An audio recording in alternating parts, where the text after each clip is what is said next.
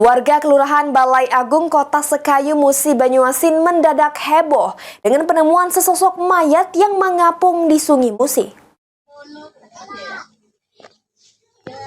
Seorang lanang berumur 27 tahun, Andi Kajaya, warga Dusun 4 Desa Karangringin Duo, Kecamatan Lawang Wetan, Muba, ditemukan meninggal dunia jero keadaan mengambang di aliran Sungai Musi, Kecamatan Sekayu.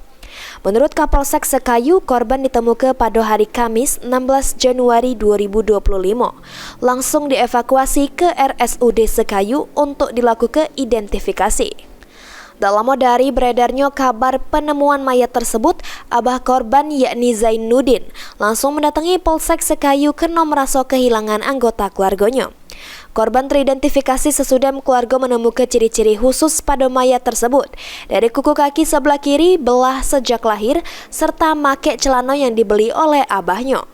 Korban diketahui mengalami depresi sesudah emek kandungnya meninggal dunia pada tahun 2012.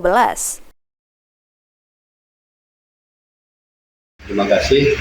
Dapat dijelaskan bahwasanya penemuan mayat di pinggir Sungai Musi, tepatnya Desa Balai Agung, Kecamatan Sekayu, Kabupaten Muba.